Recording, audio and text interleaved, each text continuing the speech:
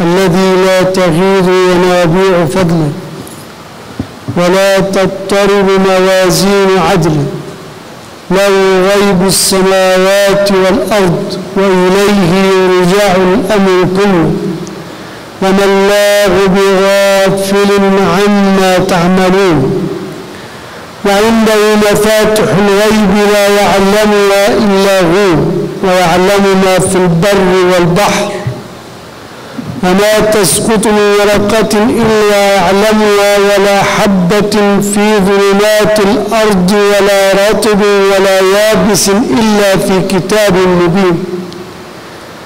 أحمده سبحانه وأشكره وأتوب إليه وأستغفره، وأشهد أن لا إله إلا الله وحده لا شريك له الملك الحق المبين، وأشهد أن سيدنا ونبينا محمدًا عبد الله ورسوله، بلغ الرسالة وأدى الأمانة وترك الناس أمام الحجة البينة ودين الله القويم، فصلوات الله وسلامه وتحياته وبركاته على هذا النبي وعلى آله.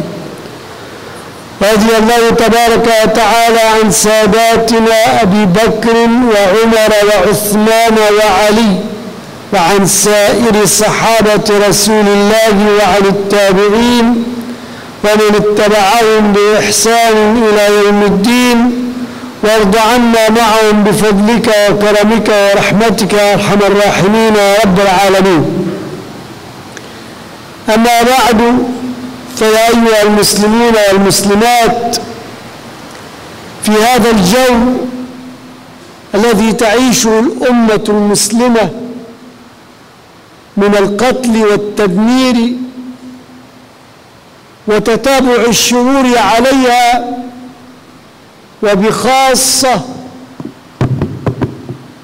في بلاد ما سمي بالربيع العربي، والتي بنينا عليها أحلام الخير الوارف، فإذا بنزيف دمها يحكي حديث نبينا صلى الله عليه وآله وسلم عن تتابع الشرور وفساد الأيام.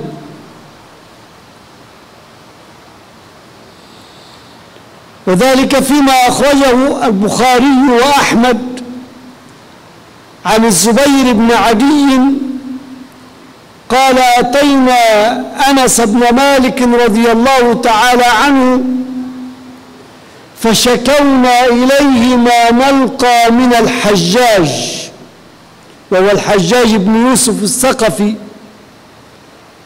وقد كان مبيرا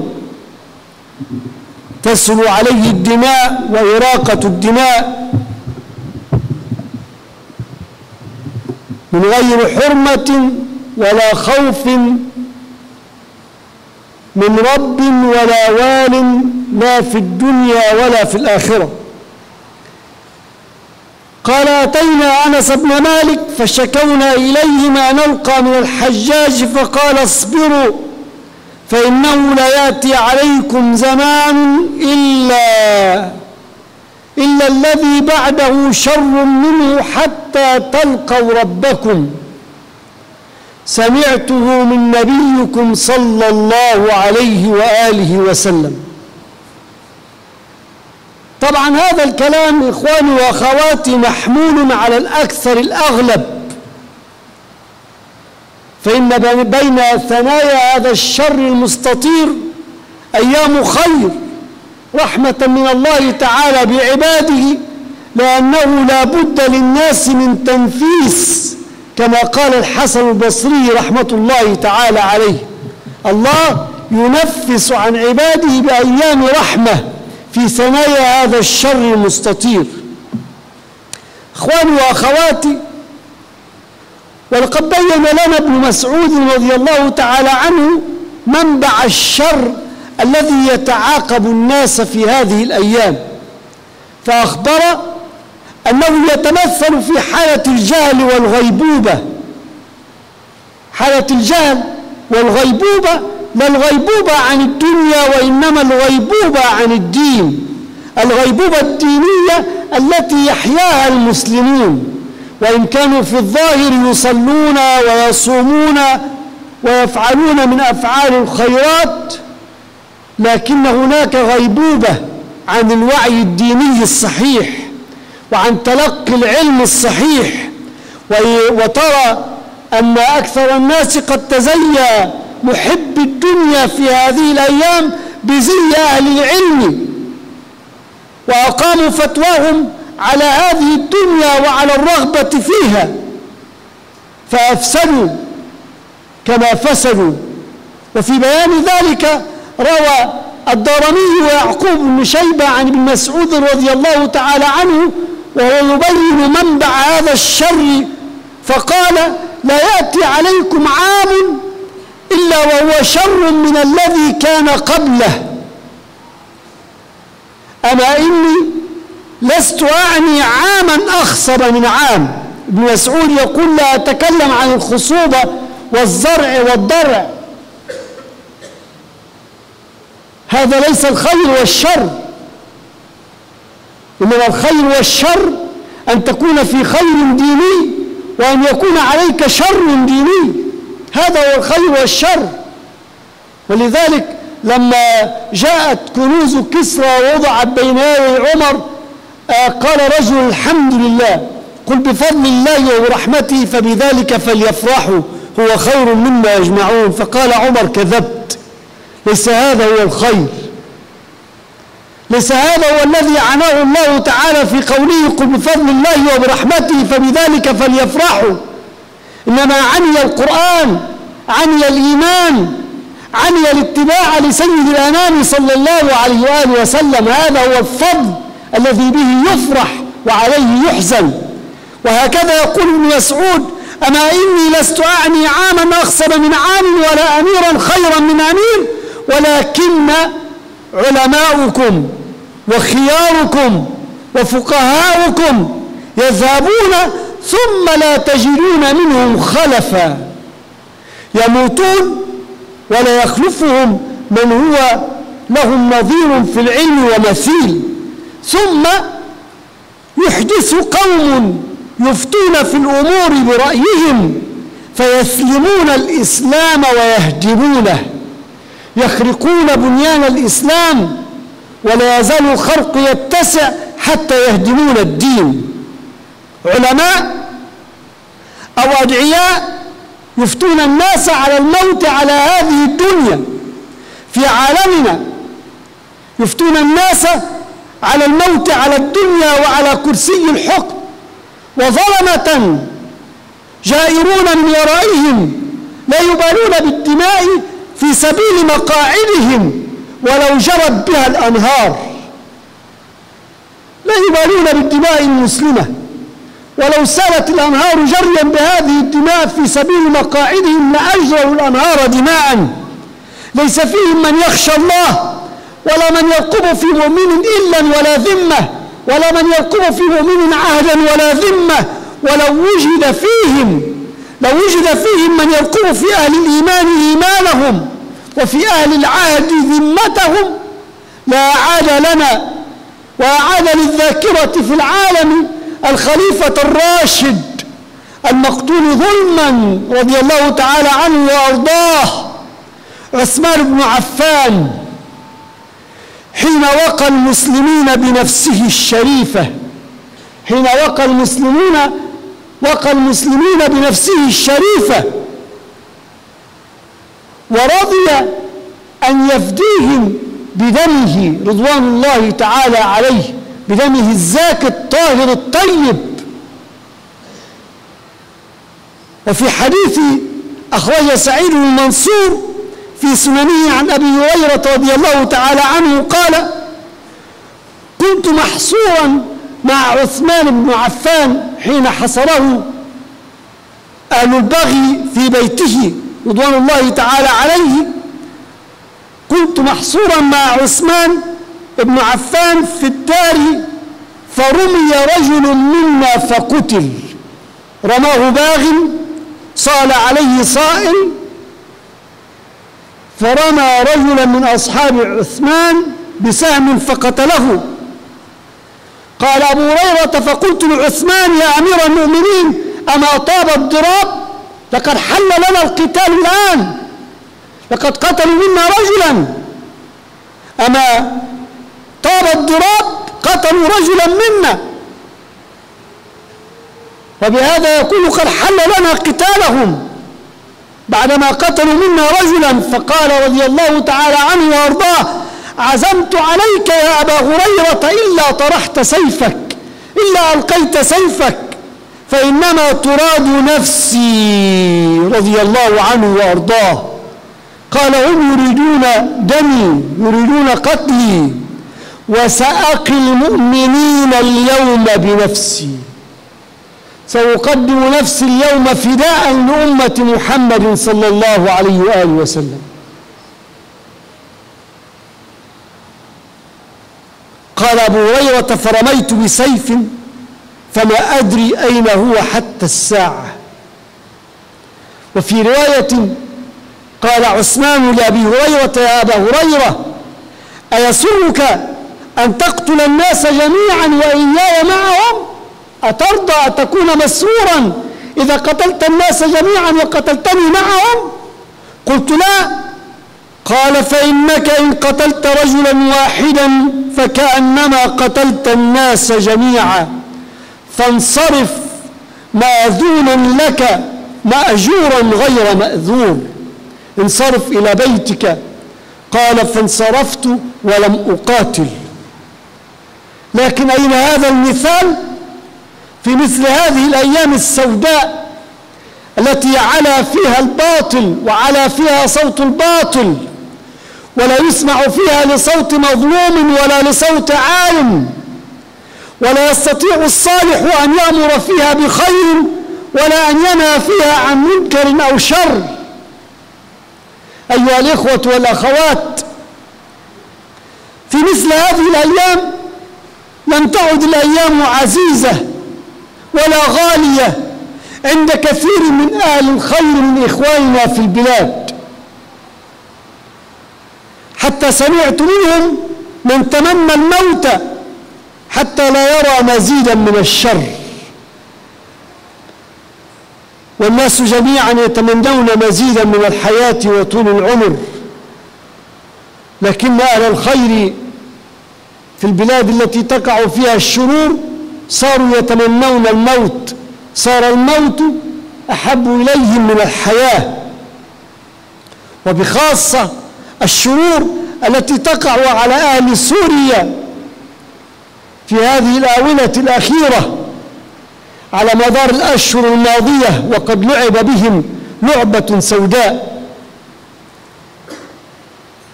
فقلت: ولما لا يتمنون الموت؟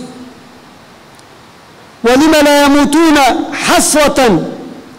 وقد ظهرت الأمارات التي تكون الحياة فيها رخيصة، حيث يخاف فيها على الدين، وقد خيف على الدين اليوم مع فقد الدنيا، ليس معنا من الدنيا شيء. أفنخسر ديننا ودنيانا؟ لسنا من أهل الدنيا في شيء.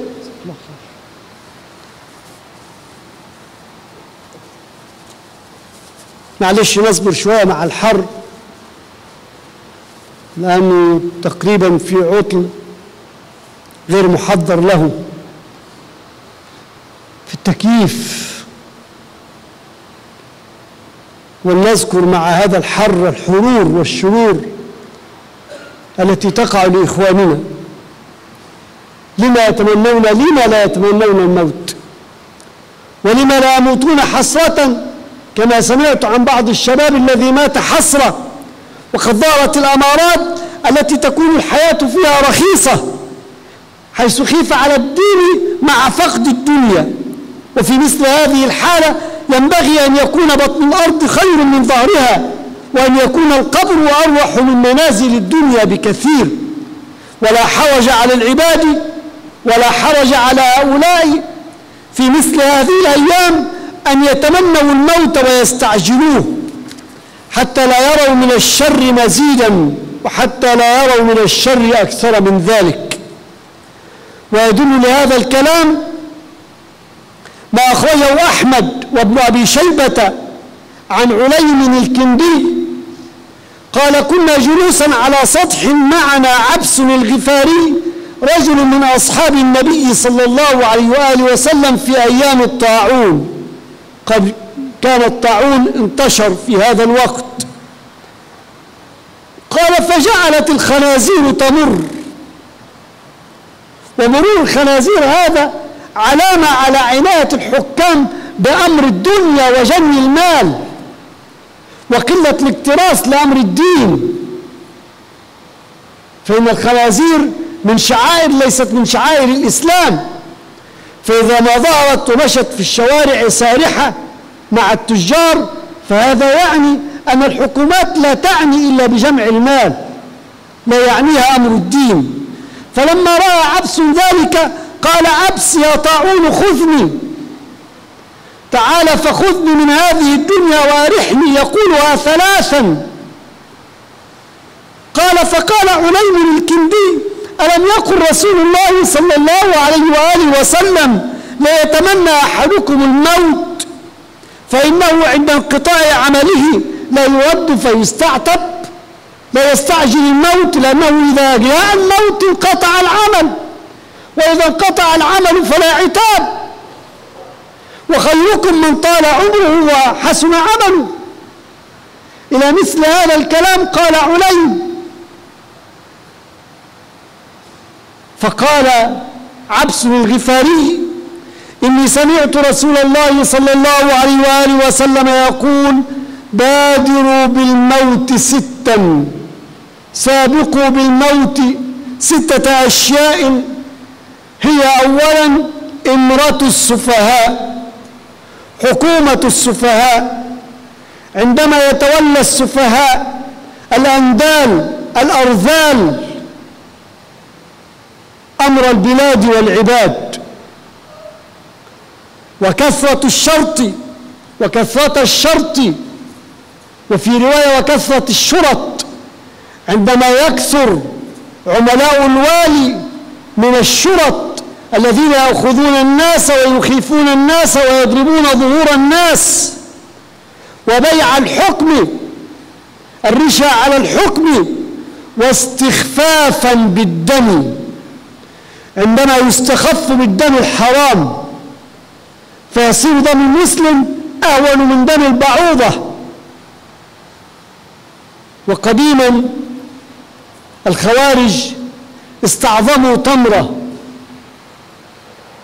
لما مر عليهم ذمي معه جناب من تمر فسقط التمرة فأخذها رجل منهم فأكلها، فقال له الآخر: ويحك، تمرة ذمي بما استحللتها؟ الله أكبر على الورع، رجل يخشى الله في تمرة، وكان بين أيديهم يحاكمونه عبد الله بن خباب الصحابي ابن الصحابي، فانتزعها عبد الله بن خباب فرصة، قال: ما هذا الورع؟ قال: ألا أدلكم على ما هو أعظم حرمة من هذه التمرة؟ قالوا: بلى. قال: أنا دمي أعظم حرمة من هذه التمرة. فماذا صنع معهم هذا الكلام؟ قتلوه ذبحا رضي الله تعالى عنه، وبقروا بطن الجارية وكانت حاملا. هكذا عندما يكون مفهوم الدين معكوسا، وعندما تكون الرغبة في الدنيا تعكس الموازين في كل وقت وفي كل حين، استخفافا بالدم وقطيعة الرحم، ونشأ يتخذون القرآن مزامير يتغنون بالقرآن، لا هم لهم إلا الغناء وحسن الصوت وتجميله وتزيينه، لا إقامة حدوده وشرائعه، إنما إقامة الحروف ونغمة الغناء يقدمونه فيغنيهم وإن كان أقل منهم فقها. إخواني وأخواتي، طبعا تمني الموت الذي ذكرته هنا مثال لما أستشعره من معاناة لإخواننا، وليس هو ما أدعو إليه. لست أدعو الناس إلى تمني الموت، فإن هذا هراء، فإن الحياة عزيزة على نفوسنا، وتمني الموت يشق علينا وهو مطلب صعب. لكن الذي أدعو إليه أن نكون هنا على الأقل في العمل المطلوب منا إذا وقعت الشرور بإخواننا، وأولها وأولاها بالعناية أن نهتم بهم المسلمين في مصابهم، فقد أصيبوا وصارت فتنة، لا يعرف القاتل فيما قتل ولا المقتول فيما قتل. ولم نعد ندري مع توجهات الإعلام المختلفة، إعلام يكذب هنا وإعلام يكذب هناك، وإعلام يكذب لهؤلاء وإعلام يكذب لهؤلاء، من الصادق بين هؤلاء وهؤلاء؟ ونحن لا شركة لنا ولا رؤية عين، إنما نرى بعين هؤلاء.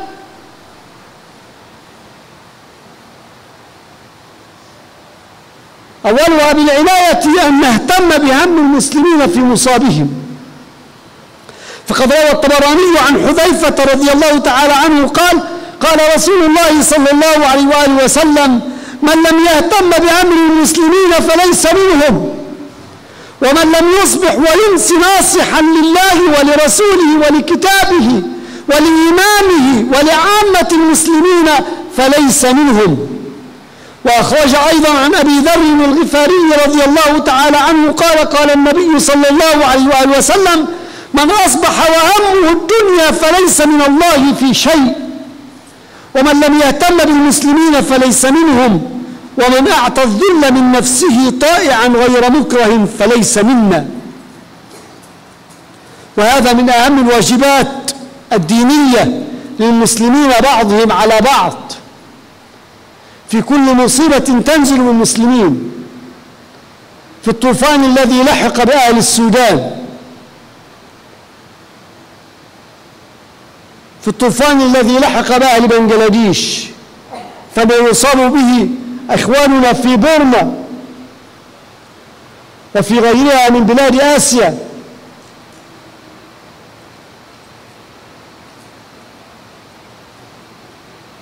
هذا من أهم الواجبات الدينية. فقد كان الرجل من المسلمين السابقين كما قالوا: إنك لتجد الرجل يهتم بهم غيره حتى إنه أشد هما من صاحب الهم بهم نفسه. ربما صاحب الهم منفرج النفس أحيانا بالجلوس مع أولاده، بالجلوس في بيته، بالجلوس مع بعض أصدقائه، لكن المهموم لأمر المسلمين يكون أشد هما من صاحب الهم بهم نفسه. هذا هو صدق الإيمان في القلوب أيها الإخوة والأخوات. ومن نتائج الهم بمصائب إخواننا أن يظهر الاهتمام بأمرهم بإنكار ما حدث وما يحدث لهم ولو بالقلب إن لم نستطع باللسان، وذلك فرض على كل مسلم لا يسقط عن أحد في حال من الأحوال، لأنه في مقدور كل إنسان. وقد قال علي رضي الله تعالى عنه وأرضاه: إن أول ما تغلبون عليه من الجهاد بأيديكم، ثم الجهاد بألسنتكم، ثم الجهاد بقلوبكم. فمن لم يعرف قلبه المعروف وينكر قلبه المنكر نكسا كفئا فجعل أعلاه أسفله. ثم من بعد ذلك لا نملك إلا الضراعة والدعاء والتوجه بصدق لرب العالمين بالدعاء لإخواننا في مشارق الأرض ومغاربها، بالدعاء لأمة الإسلام ولأمة محمد صلى الله عليه وآله وسلم أن يقيض الله لهم خطة رشد تنجيهم مما هم فيه. اللهم آمين يا رب العالمين. فإن الدعاء أكبر أسباب النجاة. فقد خرج ابن أبي شيبة في المصنف عن أبي هريرة رضي الله تعالى عنه أنه قال: تكون فتنة لا ينجي منها إلا دعاء كدعاء الغريق. والغريق كما نعلم يطلب الغوث بكل ضراعة ويتوسل بكل توسل ويتمنى النجاة من حشاشة قلبه. فلنجتهد في طلب الغوث من الله تعالى لإخواننا، ولنتضرع إليه بصدق أن يرفع مقته وغضبه عن أمة محمد صلى الله عليه وآله وسلم، وأن يحول حالها إلى أحسن حال. اللهم حول حال أمة محمد إلى أحسن حال يا أرحم الراحمين يا رب العالمين، وترتب بهذه الأمة في مشارق الأرض ومغاربها، وردها إلى دينها ردا كريما يا أرحم الراحمين يا رب العالمين. أقول هذا وأستغفر الله العظيم لي ولكم.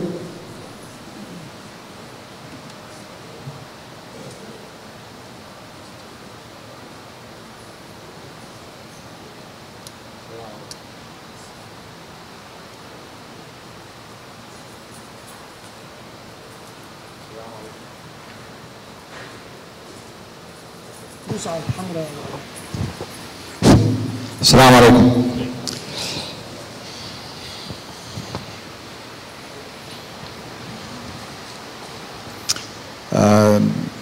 The air conditioning is not working, so hopefully you'll be patient. Inshallah, the fix is not going to be hard, but again, this is one of the things that we have to experience with the new building. All praise is due to Allah, the one who is eternally just. To him is everything in the heavens and earth, and to him is all matters, and Allah is aware of all of your deeds. And I will witness that there is no God but Allah, and Muhammad sallallahu alaihi wasallam is his last messenger. Dear Muslim brothers and sisters, in the midst of the current events that the Muslim Ummah is experiencing of death, destruction, and continuous evil, especially in the countries of the so-called Arab Spring, which we built upon many hopes. We see that the flowing blood confirms our Prophet's saying about pursuing evil and times of corruption. As Zubayr ibn Uday said, we came to Anas ibn Malik, may Allah be pleased with him, and complained to him about the oppression of Al-Hajjaj. He said, be patient, for any time that passes on you, the future will be worse until you meet your Lord. He said, I heard it from the Prophet, peace be upon him. This saying applies for the majority of the time, but for some periods of time there will be good in the folds of evil, as Allah's mercy descend to provide people with relief. Brothers and sisters, Ibn Mas'ud explained that the source of the alternating evil is ignorance and religious coma, which Muslims are experiencing now. So they see the followers of desires as scholars, issuing fatwa for worldly gain. Ad-Darami and Yaqub ibn Shaybah narrated that Ibn Mas'ud said, every year that comes will be more evil than the one before it. And I don't mean that a year will be more fertile than other year, or a ruler is better than another. But your scholars and the best amongst you will die, and you will not find ones that can replace them.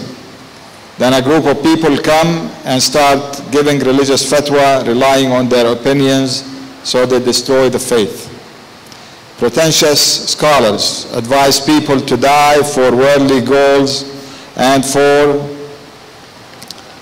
the seat of ruin, and tyrants behind them that do not care if blood is shed to maintain their seats, even if blood flows like rivers.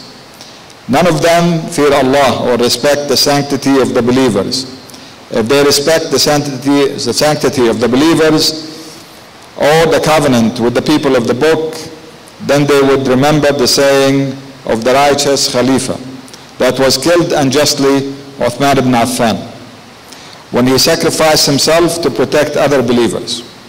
Abu Huraira narrated that he was besieged with Uthman in Uthman's house with other people. So one of the men with them was struck and killed. Abu Huraira said to Uthman, O commander of the believers, isn't it time to confront them? They have killed one of us. Uthman responded, I insist upon you, Abu Huraira, to throw down your sword. They are after my soul, and I will shield the believers today with my soul. Then Abu Huraira said, I threw my sword, and until today I do not know where it is. In another narration, Uthman said, would you like to kill everybody including me? So I said no. Uthman responded that if you kill one man, then it is as if you killed all of humanity. So leave with my permission, rewarded not accumulating sins. So Abu Huraira left without fighting. The lessons of this example are far from our reality today. During such dark days in which falsehood is manifest, and the voices of the oppressed are not heard, and the righteous cannot order virtue nor forbid vice. Dear brothers and sisters, during such days, life is no longer dear for many of our good brothers and sisters in other countries. We even hear many of them wish death so they will not see more evil. In particular, the evil that the people of Syria are experiencing. And why not wishing death while all the things, all the signs indicating that life is cheap have emerged? Everyone is worried about his faith while life is a total loss. Under these conditions, being under this earth is better than living on it.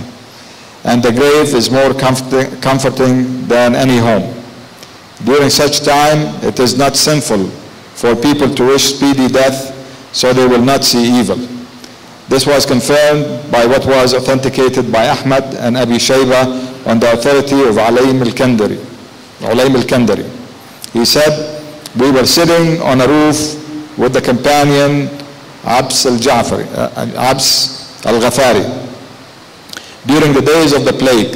So pigs were passing by, which was a sign of the interest of the rulers with worldly affairs and hoarding wealth while ignoring matters of the hereafter. So Abs supplicated, O plague, take me. And he repeated it 3 times. Ulaym said, didn't the Prophet ﷺ say, one should not wish death because if he dies, his good deeds will stop and he will not be sent back to mend what he did. Abs said, the Prophet ﷺ said, wish death in 6 situations. When the incompetents rule, when police are spread in large numbers to oppress people, when the kingship is sold, when shedding blood is disregarded, when the kinship relations are severed, and when generations hear Quran as music, they appoint a leader to sing Quran for them, even if he is the least knowledgeable amongst them. Brothers and sisters, and wishing death is an example we mentioned because of the suffering of our brothers that we empathize with. But it is not what we call for because life is dear to us and death is hard on ourselves. But what we call for is to provide what is required to our brothers during this evil time. And the first and foremost action is to be concerned with their affairs and the affairs of other Muslims during this time, their time of hardship. The Prophet ﷺ said, the one who does not care about the affairs of Muslims, then he is not one of them. And the one who does not wake up and go to bed, not providing advice for the sake of Allah and His Prophet and His revelation to the leaders and commoners of the believers, then he is not one of them. Abu Dharr said that the Prophet ﷺ said, the one that wakes up thinking only about this life, then Allah is not in his intention. And whoever is not concerned with the affairs of Muslims, then he is not one of them. And whoever humiliated himself to please and obey others, then he is not one of the believers. This is one of the most important religious duties of Muslims and of their rights upon each other. It was said about the early generations of Muslims that they used to be more concerned about the problems of others than the ones that are experiencing the problems. Dear brothers and sisters, a sign of our care about the problems of our brothers and sisters is to condemn what has happened and what is happening first by our hearts, and that is the duty upon every Muslim that nobody is excused from under any circumstances, because everybody is capable of doing so. Ali said the first type of jihad that you will be forced to abandon is by your hand. Then the jihad using your tongues, then the jihad using your heart. So the one that his heart doesn't recognize virtue and condemn vice, then he will be confused. He will not know his head from his toes. Another duty is supplication and prayer, and turning sincerely to the Lord of the worlds, supplicating to him to guide them to a path of salvation. Supplication is one of the greatest reasons for salvation. The Prophet ﷺ said, there will be tribulations, and the only salvation is sincere supplication, like the supplication of a drowning person. And as a drowning person supplicates sincerely and hopes to be saved with all of his heart, so let us do our most in asking Allah for salvation for our brothers. And let us sincerely supplicate to him to lift his abhorrence and anger of the followers of Muhammad and to transform our current conditions to the best conditions. Assalamu alaikum. الحمد لله الذي بنعمته تتم الصالحات، واشهد ان لا اله الا الله قائم الارض والسماوات، واشهد ان سيدنا ونبينا محمد رسول الله اتقى الله فوقاه وتوكل عليه فكفاه واعتمد عليه فاواه. اللهم صل وسلم وبارك عليه وعلى اله وصحبه الائمه الهداه. اما بعد، فيا ايها المسلمون والمسلمات، اوصيكم ونفسي بتقوى الله، فان تقوى الله خير زاد ليوم المعاد. والله اسال ان يجعلنا واياكم من الذين يستمعون القول فيتبعون احسنه. اللهم ارنا الحق حقا وارزقنا اتباعه، وارنا الباطل باطلا وارزقنا اجتنابه، وامنحنا هداك ووفقنا لما فيه رضاك. اللهم ول امورنا خيارنا، ولا تول امورنا شرارنا، ولا تسلط علينا من لا يرحمنا. اللهم انصر الاسلام واعز المسلمين. اللهم وحد بفضلك صفوف امه سيد المرسلين. اللهم الف بين قلوبهم. اللهم ازل العداوه والبغضاء من بينهم. اللهم ثبت على الحق اقدامهم. اللهم قيد لامه محمد خطه رشد تنجيهم مما فيه يا رب العالمين. اللهم إن نبيك أخبرنا أنك تصغي بسمعك إلى أهل الأرض إذا اشتد الحر، وقال العبد اللهم إني أعوذ بك من حر النار. قالت النار اللهم إن عبدك استجار بك من حر فاجره. اللهم إنا نستجير بك ونعوذ بك من النار ومن عذاب النار ومن حر النار ومن كل عمل وقول يقربنا إلى النار. ونسألك يا ربنا أن تدخلنا الجنة مع الأبرار. اللهم لا تدع لنا في هذا اليوم العظيم ذنبا إلا غفرته، ولا مريضا إلا شفيته، ولا مدينا إلا قضيت دينه، ولا مكروبا إلا فرجت كربته، ولا حاجة هي لك رضا ولنا فيها صلاح من حوائج الدنيا والآخرة إلا قضيتها ويسرتها بفضلك وكرمك ورحمتك يا أرحم الراحمين يا رب العالمين. اللهم اغفر للمؤمنين والمؤمنات والمسلمين والمسلمات الأحياء منهم والأموات، إنك يا ربنا قريب مجيب الدعوات يا رب العالمين. عباد الله، إن الله يأمر بالعدل والإحسان وإيتاء ذي القربى وينهى عن الفحشاء والمنكر والبغي يعظكم لعلكم تذكرون. اذكروا الله يذكركم وأقيموا الصلاة. الله أكبر.